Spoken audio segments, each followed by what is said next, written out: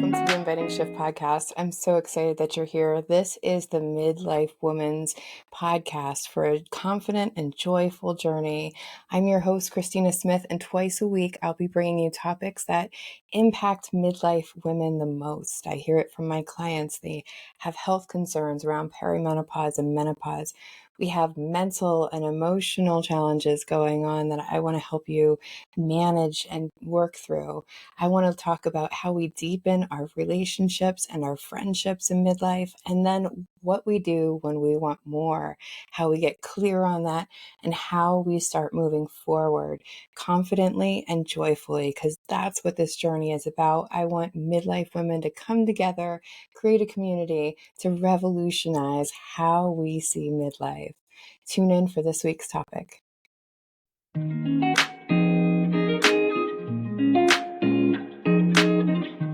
Welcome back, shifters. This month in October, we are going to talk about self-love. And we are going to talk about it in real ways. The episode that comes after this one will be a roundtable from some of my favorite people that will talk about what their version of self-love is. But in this episode, we're going to talk about what self-love is, what it isn't, and how we can have more of it. So let's get started, because self-love is so hard, isn't it? We often don't even know what self-love really is. So it can be really, really challenging for us to really step into self-love. And it's such a kitschy kind of word where we're not even sure what that means anymore. Almost like when we say stress. Stress is just all the uncomfortable emotions that we're having, right? Well, self-love, it's not something that we're taught. And I can tell you this because, in fact, I looked up the definition and I want to read the definition to you as I found it. It says, the instinct by which one's actions are directed to the promotion of one's own welfare or well-being, especially an excessive regard for one's advantage. Second, conceit, vanity.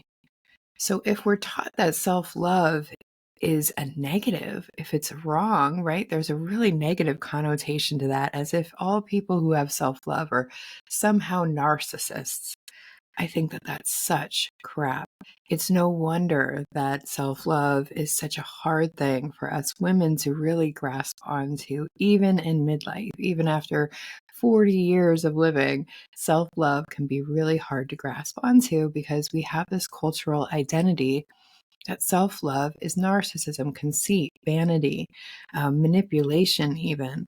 And this is what religion, communities, a lot of them love this definition because they can encourage you to take care of only other people.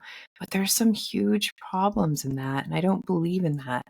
And the reason is because I think that the world would be a better place if we all had a really grounded sense of self-love. And what I mean by a sense of self-love is that we really do focus on ourselves. We focus on how we're showing up, how we want to show up, what it is that we want in life, what it is that we need in life, asking for help.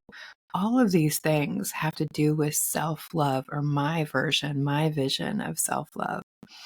And here's the bonuses of when we actually work on ourselves and work on our self-love. When we love ourselves deeply, we can work deeply on ourselves because we feel worthy and capable of becoming better. So when we have a lot of self-love, self-worth, self-esteem, it means that we actually feel capable of doing better, and we encourage ourselves to do better. So we focus on the thing that we actually control, which is ourselves, how we show up to things. It's not about focusing on others. And that's not to say that when we have a lot of self-love, we often want to care for others, right? If we're all full up and we feel really good about ourselves, we usually have the energy and the wherewithal to take better care of other people. So when we are focused on self-love, it means that we're focused on what we can control, and then we have more to give. When we have self love, we have more courage and resilience to go through tough stuff. So when we have self love, we have a lot of compassion for ourselves. This isn't about self love, I become perfect. So I just think I'm better than everyone. Self love is really loving all the flaws, all the icky stuff about ourselves, the things that we don't like about ourselves, being compassionate when we make mistakes, right? So when we are more compassionate, when we embrace more of our humanness and our ability to make mistakes, that means that we actually can move through things a lot smoother. We can try things that are a little bit riskier, at least on the uncomfortable side, and we can actually move through them. So that's really essential. If we want to have emotional agility, the ability to have all the emotions and keep moving forward, have the fear and keep moving forward, a lot of that comes from self love. And I know that a lot of us think that it comes from shaming ourselves because if you grew up Catholic like me, that was one of the things. Every time we make a mistake, got to punish ourselves so we don't make that mistake again. And let me tell you what Brene Brown says about that. Brene Brown says that shame breaks the very part of us that thinks that we're capable of change. Shame breaks down the very part of us that thinks that we're capable of change. What can help us move forward is self love, because that self love can lead to self confidence. And if we think about this from a parenting example, right? If a parent's always telling you you're not good enough and you're making too many mistakes and you're doing it wrong and you're not enough or you're too much, then we don't build that self confidence. But if we're encouraged and loved and supported, we build self confidence and we can do more. So, this is a way where we're building our own self confidence by parenting ourselves in a really, really great way. Another thing that happens when we have self love is we fulfill our own needs without expecting others to do it for us. We get clear on what we want and we get more of it. The way that I was taught was you fulfill other people's needs and then you kind of sit back and wait for other people to fulfill yours. And there's a lot of things that are wrong with that. One of them is, I played this game for so long and I would try to do things for other people so that they would feel loved. But the problem was, I was coming from my perspective. So I would have to guess what it is that it would help them feel loved, right? I would have to guess all that stuff. And then I'd have to try to give it to them in a way in which they wanted it. All of that. When really, if I knew what I needed, I could fulfill that and not get resentful, because I always see all these memes that are like, oh, well, don't expect other people to treat you the way that you treat them. Of course, their experience is different. The way that they want to be treated is different. So they don't really, see the world in all of the ways that we can perceive it. There's 6 billion, 7 billion people on the planet. There's probably 6 or 7 billion different ideas of what love, what friendship, what partnership looks like. And so when we go after getting clear on what we want, and really fulfilling that for ourselves or asking for specific help around that, it's so much easier for the other person to give us what we want, and they don't have to guess. So we don't have to keep guessing what will make everyone else happy if we know what will make us happy. And again, that doesn't mean that we're not serving other people, but when we're fulfilled, we naturally, as a species, will help other people if we are truly fulfilled. So I just want us to see that we don't have to get resentful, and other people aren't going to see friendship, partnership, whatever relationship the same way that we are. They're not going to want the same things. They're probably not going to need the same things. So if we can all have enough self love to really know ourselves, to really get in deep with ourselves, then we can figure out how we can move through life getting what we want and what we need in a good way. We can ask for it more clearly, and we don't have to guess what everybody in our life needs so that we can be that people pleaser.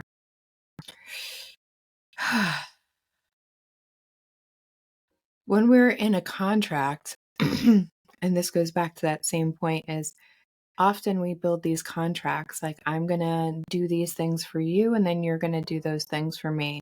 But what happens when we do that, when we are in this world where we truly believe that it's all about serving each other and not ourselves, is that once you stop doing that one thing that I thought you were doing for me, then I get resentful and I might stop doing the thing that you need, right? And so this whole house of dominoes falls, and we don't want that. So avoiding that house of dominoes is by really taking good care of ourselves. Again, this doesn't mean that we're not going to serve others. Of course we are. That's who we are as a human species. We want to help others. And a lot of us are helping other people when our needs are not being met. We're giving people what they want when we're not getting what we need. And when that happens, our gas tank is running empty, our energy is running empty. We can get more into that wounded child part of ourselves and start telling ourselves stories about how other people don't care about us and we don't care about ourselves, right? But self-love is all about, like, how do I care for myself, my needs, my wants, so that I can give more, right? So if we really looked at it that way, rather than the dictionary definition, which is crap, that is where we would stand. It would be with, I'm going to take care of myself as much as I can, ask for help where I need it, and then I can take care of other people as well. And I really learned about self-love when I was on a Woman Within weekend. So if you haven't looked up Woman Within International before, there's regions all over the world that help women go through these transformational weekends. And I sat in this room of 60 women, and the only way I got convinced to go there was out of the 48 hours, there would be 24 hours of silence, meaning there was no chit chat, right? So I thought, well, if I can't talk, I can't mess things up, right? I can't embarrass myself. But what I really learned in that silence was that when I'm in my own pain, when I'm in my own discomfort, I really want to take care of other people because that's what I was taught, right? So in the past, when I was uncomfortable, I would start going, oh, how are you? What can I do for you? How can I support you? And it was a way of avoiding my own stuff. I was avoiding looking at the hard stuff that was going on in my life. I was avoiding looking at the uncomfortable stuff, the uncomfortable feelings. And so I really wanted to care for someone else. And that was like a giant light bulb in my life, was like, wow, when I'm uncomfortable, I want to take care of other people. And I'm not saying that that's a bad thing. But what I am saying is it helped me avoid the work and the inner processing that I needed to do for what had been going on in my life. And so sometimes we can serve other people as a distraction of really doing our own work. Because isn't it easier to go do something for someone else, make someone else happy, do a lot of people pleasing, and then not have to think about my own stuff? But the thing is, when I'm done serving other people, my stuff is still there. And then I have to find a different distraction and a different way to avoid doing the work. Or I could do the work, right? And that's the work of self-love. Self-love is not like some big fuzzy thing where we just care about ourselves and we just indulge ourselves in everything.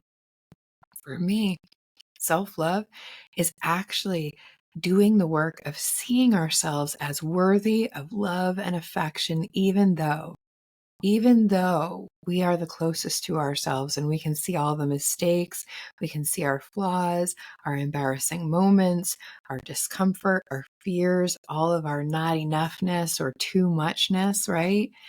That is the work of self-love.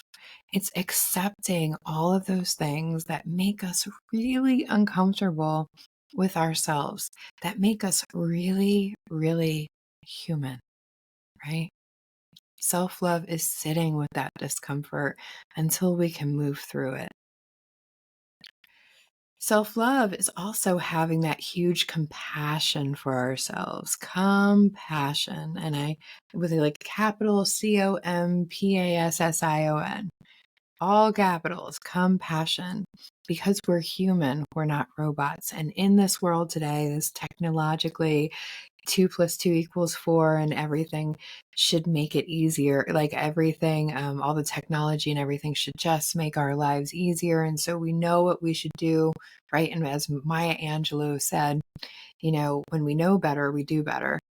And I'd love to believe that's true, but I know that there's a lot of things I know better on, and I still do them, right? So I want us to give ourselves a break that just because we learn something doesn't mean we apply it every time.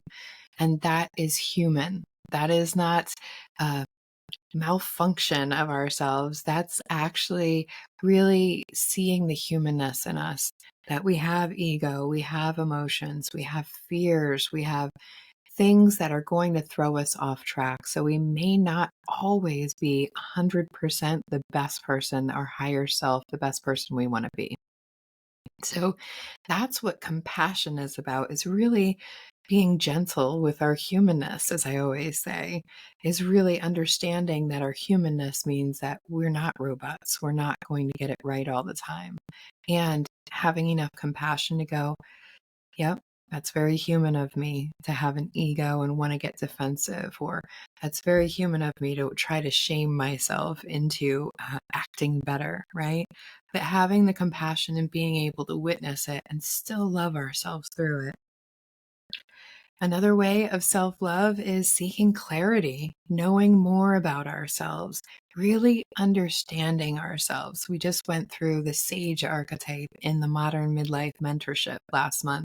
And this is all about knowing everything about ourselves, knowing how we relate to the world, how we relate in relationships, how we show up for ourselves, how we show up for others, how we show up for the world, right?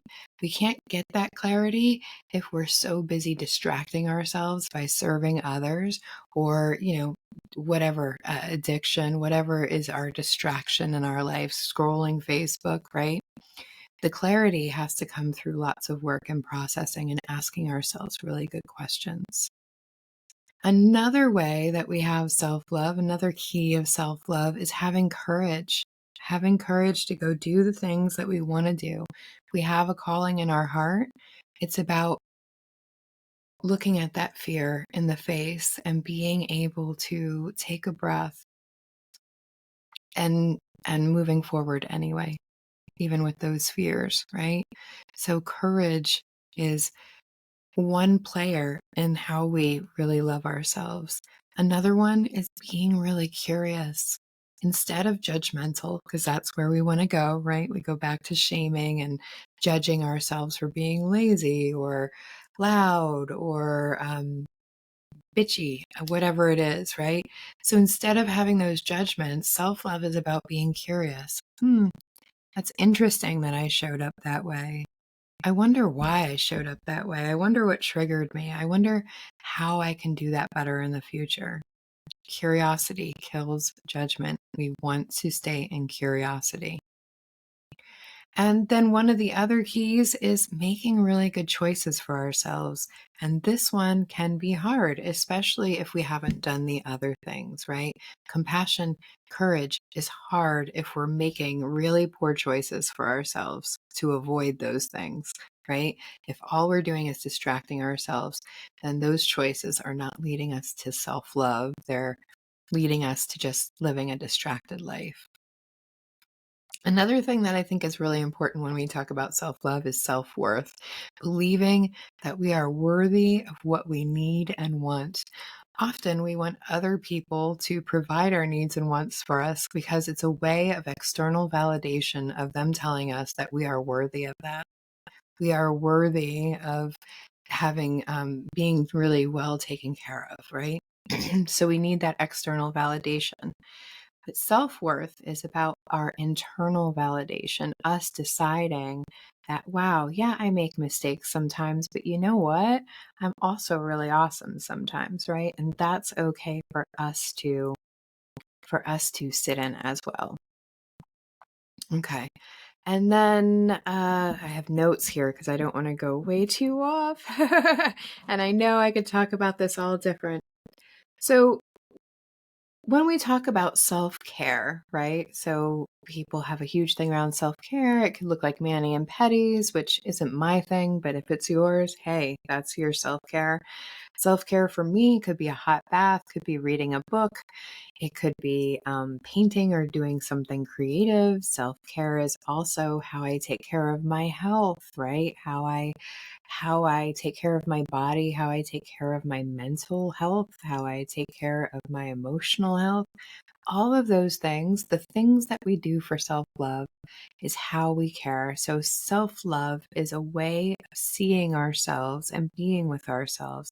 Self-care is how we care for ourselves. So both are important, and one doesn't have to come before the other. Some people find self-love easier than actually committing to the habits of self-care, and some people find doing the things is a lot easier than perceiving ourselves as a loved being or a being worthy of love. So both are important. And I think that care is this action, love is a perception, right? So self-care is an action, self-love is a perception, it's a feeling, it's an emotion, right? If we're having a hard time loving ourselves, we can still choose to care for ourselves and vice versa. So I don't want you to think that just because we have one, we have the other. And I think that they're both really, really important. Self-love is like a statement of us telling ourselves, I really care about myself, and a feeling of like, yes, I want to take good care of myself. I deserve to take good care of myself. And self-care is all about how that plays out, how we do the things that care for ourselves. Okay. Just want to make sure we had a really clear delineation between those two. So, this month in October, we're going to be going over these 5 keys of self love that are in my client experience for the self love half day.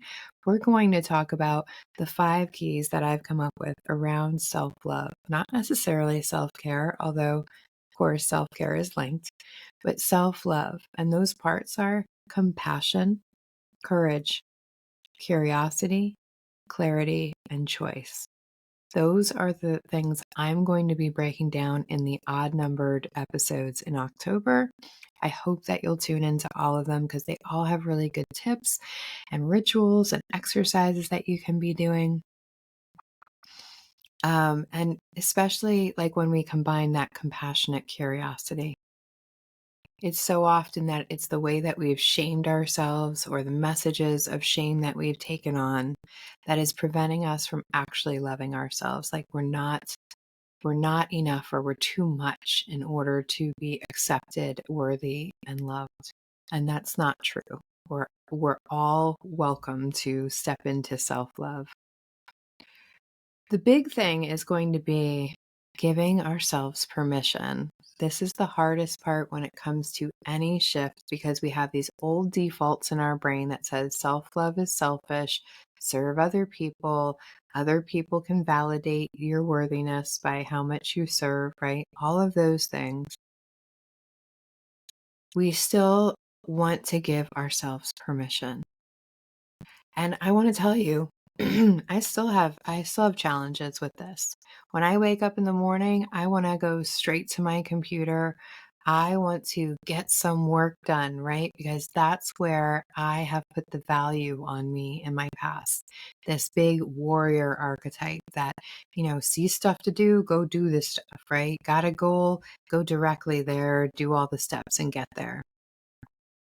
And for me, I know that I need to be more spiritually grounded as I've gotten older and I understand what self love is for me. Self love is really getting grounded in myself, in my inner wisdom, in my knowing, in that inner light, God, whatever it is that you go for. But for me, it's about really being with myself and grounding my day before I start. Now, that is really hard for me sometimes because my warrior archetype has been so rewarded for being busy, for doing the things, for for really moving through, right? And getting things done, right? Productivity was really what I was rewarded for as a child. So it can be really hard to put myself first rather than getting that external validation first, right? Or feeling good about myself that I'm doing what other people think I should be doing. So, one of the permissions I have to give myself is to give myself that hour in the morning to really take care of myself, to really get grounded first, and then move forward. Because as much as I think that the work is hard, the work is the easiest part for me. I could default into work anytime and just get things done because I feel productive. But that's not necessarily self love. So I just want us to really give ourselves permission to give ourselves what we really need, not necessarily what our default is, right? So what are the exit points of self-love? What do the results look like, right? For me, the ultimate thing is treating ourselves like we would another person that we truly cared about and loved. Taking ourselves on dates, using the good china for ourselves, even if there's nobody else around, making a meal maybe that we would make if there was more people. I know I used to say, it doesn't make sense just to cook for myself, does it? Of course it does. It's a way that it's an act of love for ourselves, is making ourselves a really good meal. So you don't have to be in relationship. In fact, I know it was actually easier for me to love myself when I wasn't in relationship because I had so much more time to really think about myself. Now I have to give myself permission to care about myself even though I'm in relationship, even though I have a partner. And that really takes the pressure off him because I'm not asking him to fulfill all of my needs.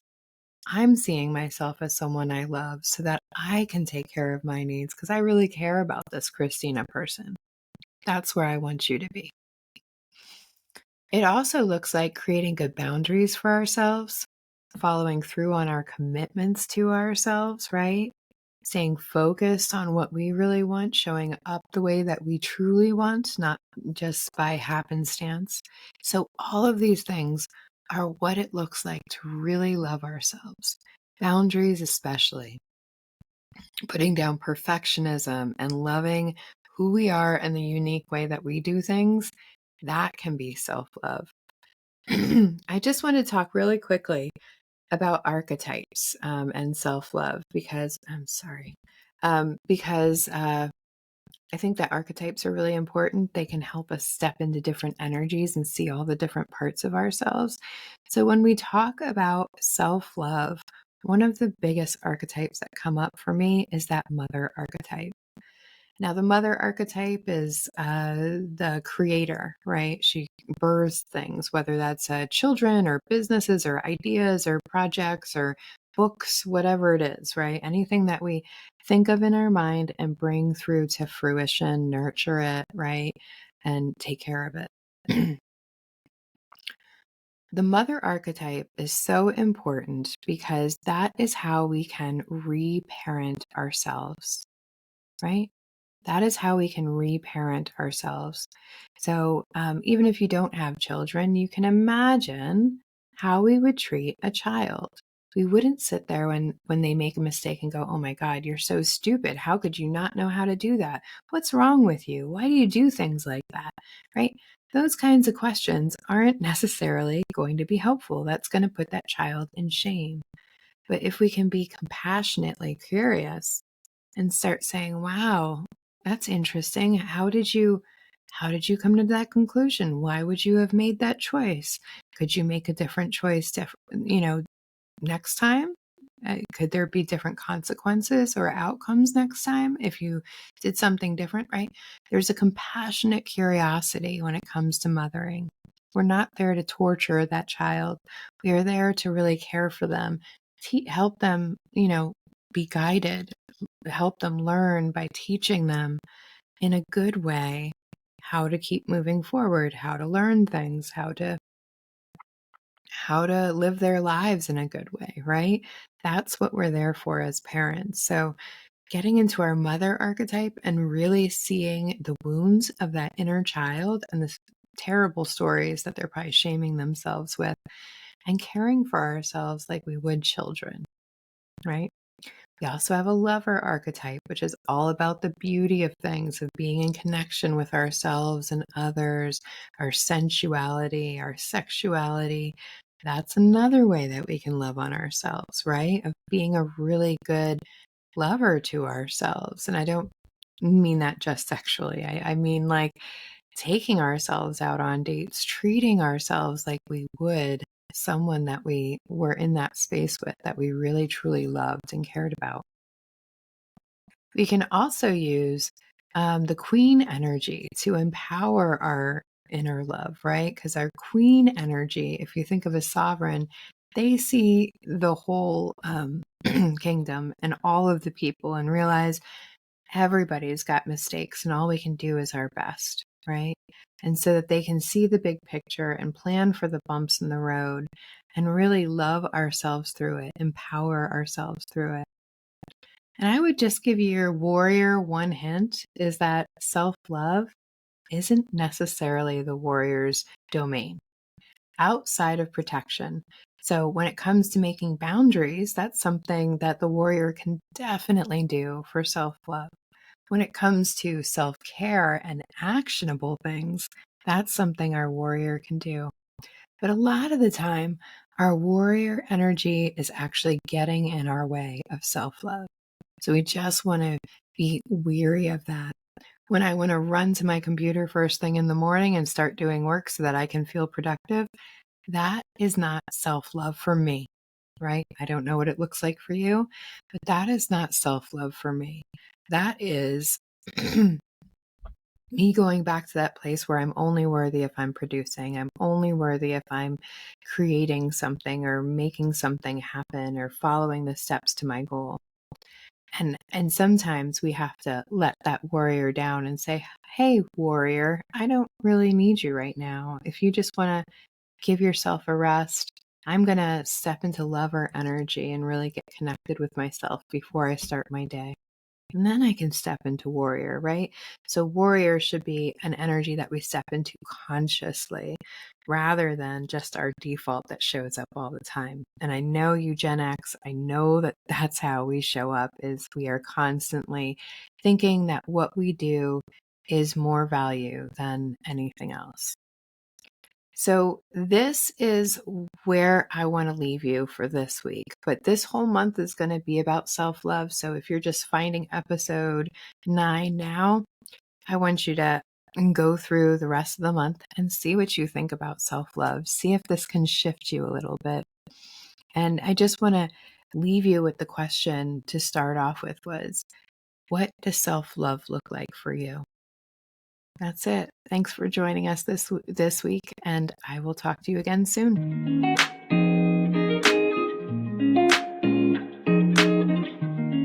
Are you tuned in and you're like, I wish I had a group of women that I could have these conversations with so I could hear their real lives, how they're experiencing these challenges, how they're getting to the celebrations, how they're building a journey that is more joyful and confident? Well, I got you. I have created a community called the Modern Midlife Mentorship, where we have a modern perspective over what aging and what we look like aging looks like today. It doesn't have to be sitting in a rocking chair. In fact, there are so many women out there doing so many amazing things, as you can hear with my guests on the podcast. But in this modern midlife mentorship, we're going to bring a community together to rethink about what midlife can be like, really dive deep into the topics that are impacting us, like our health, our emotions, our mental health, our relationships, and that big piece of what do I want next for myself. So if you are interested in being in a community, making more connections with women in midlife and getting all the tools you need to really move through the challenges and get to those celebrations, and I want you to click the button below for the Modern Midlife Mentorship. Learn more, reach out if you have any questions, and I would love to see you there. Thanks for tuning in. I hope that you enjoyed the episode and that you were able to get something out of it.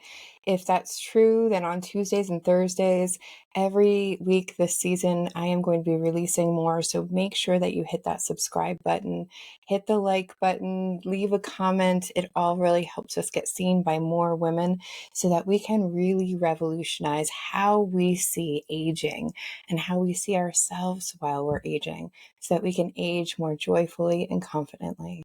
I hope you're gentle with your humanness, especially in midlife. Bye.